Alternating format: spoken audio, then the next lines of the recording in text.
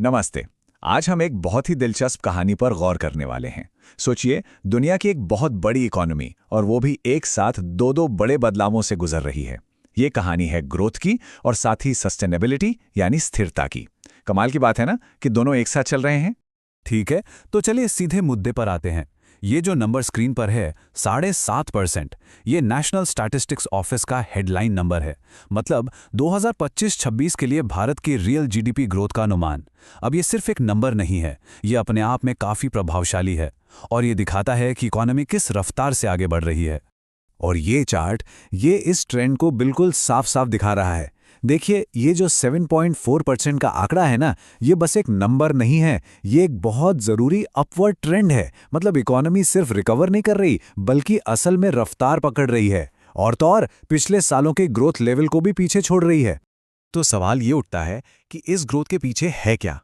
मतलब वो कौन से सेक्टर्स हैं जो इस एक्सपेंशन को ड्राइव कर रहे हैं? चलिए जरा इसे तोड़कर देखते हैं, इकोनॉमी के अलग-अलग हिस्सों को समझते हैं। तो भारत की इकोनॉमी का जो मेन इंजन है, वो है इसका सर्विस सेक्टर। आप सोचिए, आधे से भी ज्यादा इकोनॉमी इसी पर टिकी है और इसमें फाइनेंस, ट्रेड, पब्लिक एडमिनिस्ट्रेशन जैसे बड़े बड़े एरिया आते हैं, जो इकोनॉमिक एक्टिविटी का एक बहुत बड़ा हिस्सा हैं।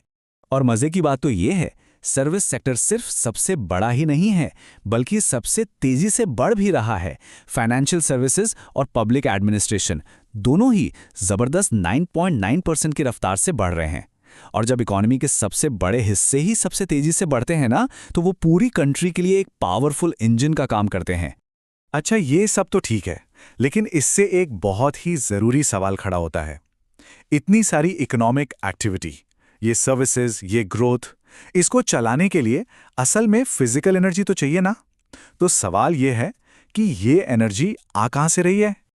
और बस यहीं से हमारी कहानी का दूसरा हिस्सा शुरू होता है। बात अब सिर्फ इकोनॉमिक डेटा की नहीं है, बात उस फिजिकल इंफ्रास्ट्रक्चर की भी है जो ये सब मुमकिन बना रहा है।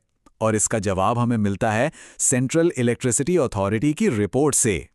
जरा इन आंकड़ों पर नजर डालिए। जनवरी 2026 में भारत ने 18,000 मिलियन यूनिट से भी ज्यादा रिन्यूएबल एनर्जी पैदा की। और इसमें जो सबसे बड़ा हिस्सा है, जैसा कि हम देख सकते हैं, वो है सोलर एनर्जी का। मतलब कोल प्रोडक्शन का 2/3 से भी ज्यादा। ये एक बहुत बड़ा शिफ्ट है। अब अगर इसे हम रीजन के हिसाब से देखें, तो वेस्टर्न, सदर्न और नॉर्दर्न रीजन सबसे आगे हैं। यहीं पर सबसे ज्यादा ग्रीन एनर्जी बन रही है। कह सकते हैं कि ये देश भर में फैली इस एनर्जी क्रांति के मेन सेंटर्स हैं। चलिए, अब जरा और डीप डाइव करते हैं। इस ट्रेंड को और अच्छे से समझने के लिए हम नॉर्दर्न रीजन के एक स्टेट राजस्थान पर फोकस करते हैं, जो इस ग्रीन एनर्जी बूम का एक शानदार केस स्टडी है। ये नंबर तो बस कमाल का है। अकेले राजस्थान, सोचिए, अकेले राजस्थान ने 4,000 मिलियन यूनिट से भी ज्यादा सोलर एनर्जी जनरेट की। ये पूरे नॉर्दर्न रीजन के रिन्यूएबल आउटपुट का करीब करीब 80% है। इससे पता चलता है कि कैसे कुछ स्टेट्स सोलर पावर प्रोडक्शन में नेशनल लीडर बनकर उभर रहे हैं। तो ये जो बड़े बड़े नंबर्स हैं, ये जमीन पर असल में दिखते कैसे हैं? मतलब बात सिर्फ आंकड़ों की नहीं है, ये असली कंस्ट्रक्शन और इन्वेस्टमेंट की कहानी है। इसे एक तरह का गोल्ड रशी कह सकते हैं। जो सोर्स डॉक्यूमेंट है, उसमें प्रोजेक्ट्स की एक लंबी लिस्ट है। प्राइवेट और पब्लिक दोनों ही तरफ से अरबों का इन्वेस्टमेंट आ रहा है। दर्जनों प्राइवेट कंपनियां नई नई फैसिलिटीज बना रही हैं, जिनमें कटिंग एज हाइब्रिड विंड और सोलर प्लांट भी शामिल हैं।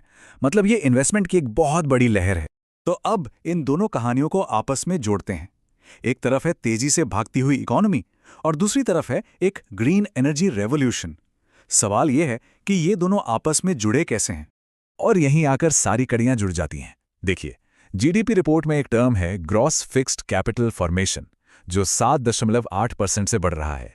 इसका सीधा सा मतलब है नई चीजों में, नए एसेट्स में इन्वेस्टमेंट।